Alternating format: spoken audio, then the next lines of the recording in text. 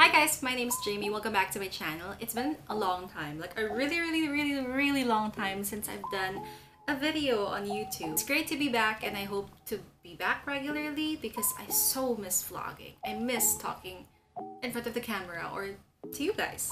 Today's video is very different from, ooh, you always hear that line on YouTube. But seriously, today's video is so different because since I've been out for such a long time, there's been a lot of changes in my life. I used to be a kind of like a beauty guru slash lifestyle guru. I wouldn't say guru because I'm not really an expert on it, but a lot of the content that I share here on YouTube was based on my interest in makeup and lifestyle when I was still single or newly married. But the past year, I became a mom and now I am a mom to a 13-month-old boy. He is currently napping right now. He's having his first nap, so I hope to finish this video, keeping my fingers crossed, and that he will wake up after I film. But if not, ganun talaga. In today's video, I'm gonna talk about how my husband and I navigate through parenting without a yaya in the Philippines. This is a topic that I've been asked about a lot of times by my friends. How we survive, or I don't want to say survive because I'm trying to be more positive lately, but I would say that how we thrive without a yaya and taking care and raising, not just taking care, raising our 13-month-old. A little bit of a background on our son. Our son just turned 13 months old and he's never been a good sleeper. So one of the things that we struggle with on a daily basis is his sleep, his naps. And although I do know that sleep training does exist, we have tried it before and it didn't really seem to work for my family. So we made the conscious choice to just navigate every day according to his needs and his cues. So if he looks tired, we will offer a nap, but we do have a kind of like a flexible routine day to day. So we have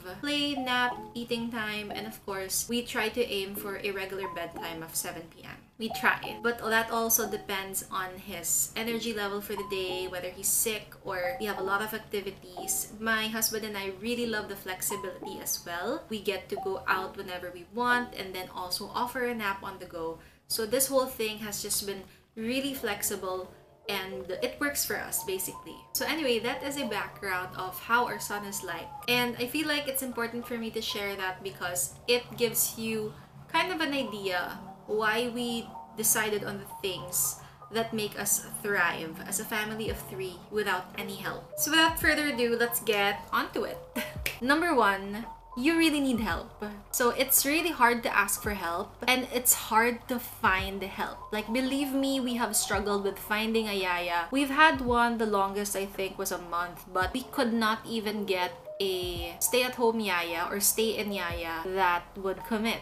And it was a lot of headache for us because I was also aiming to go back to work. So there was a lot of stress, like push and pull, purong sulong talaga na whether I'm gonna go back to work or not, because we would get a yaya, then something would happen and then she would leave or she couldn't commit, things like that. So it was so stressful talaga. But we do get help on the heavy days from family members. So on the days that we are struggling to cook, then we would ask our family members if they can buy food for us or cook for us. So we have our in-laws and my mom to help us daily. As a stay-at-home mom, it also gets very overwhelming if you are here all day at home with a 13-month-old. So I like to go to my mom's house and visit her, let him run around in her garden, and also socialize with his uncles, the other family members there, and his grandma. So that is the help that we have. We may not have a helper at home or another set of hands regularly, but we do have some sort of help that will get us through the very rough days. Number 2, if you can't have help, then you have to invest in things that will make your life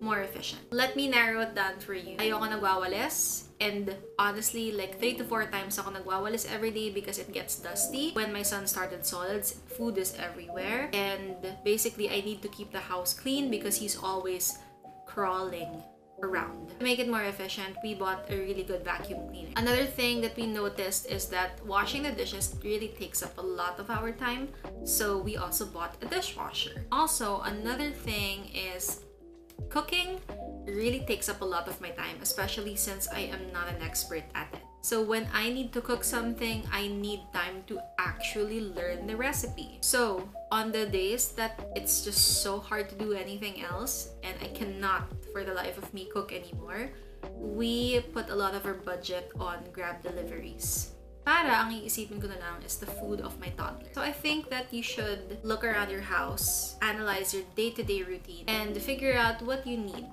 to make things work. It also depends on your child. I have a very clingy toddler, so it is impossible to get things done sometimes. So these gadgets, appliances, and frequent Grab orders really help us day to day. So it's hard to really have a rigid routine for us because we all depended on the temperament and the energy level of my child. And I think that what really worked for us is we stopped forcing what we want to happen and just have a solid balance of what is good for him and what is good for us.